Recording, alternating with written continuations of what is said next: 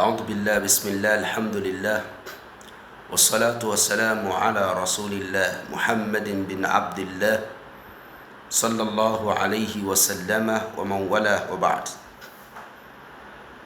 Ndugu yangu ambayo unanifuatilia leo, inshallah nataka nikupe fawaida, na fawaida hizi nitakazokupa kama zitakufaa, basi inshallah jitahidi kushare kwa wengine.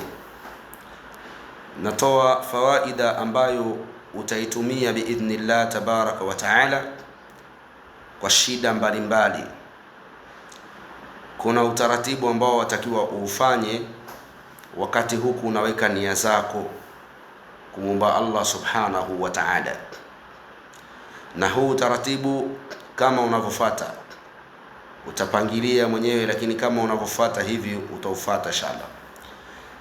Siku ya Jumamosi unatakiwa ukae kitako na usome salatu ala nabii mara 1000. Salatu ala nabii utasoma wewe unavyojua, kama Allahumma salli ala Muhammad wa ali Muhammad, Allahumma salli ala Muhammad ya Rabbi salli alayhi wa sallim.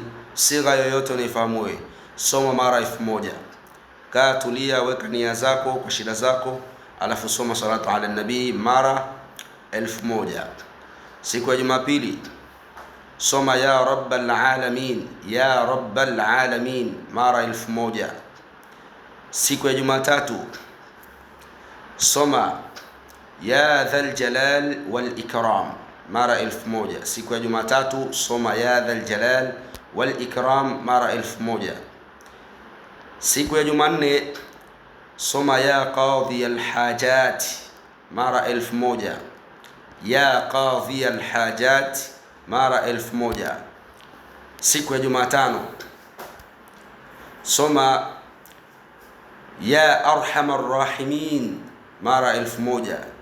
Siku ya Jumatano soma ya arhamar rahimin mara 1000. Na siku ya Alhamisi soma ya hayyu ya qayyum mara 1000. Siku ya Alhamis ya hayyu ya qayyum mara 1000.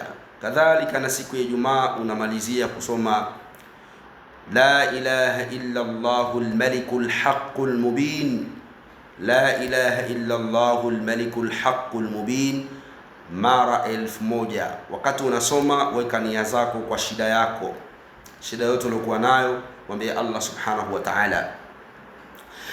Hii ni uradi ambao mtu akiusoma, yani kwa maana ni uradi wa kujinasua katika matatizo mazito, katika matatizo magumu. Inshallah tawakkali kwa Allah subhanahu wa ta'ala, na ukipata majibu yoyote inshallah rudi hapa na kukomenti kusema kutokana na uradi huu niliofanya kuna 1 2 3 nimefanya. Yani fanya wiki moja ama fanya wiki 2 ama fanya wiki 3, kwa uwezo wa Allah subhanahu wa ta'ala. Kile unachokiomba Allah subhanahu wa ta'ala atakupa kwa uwezo wake Allah subhanahu wa ta'ala.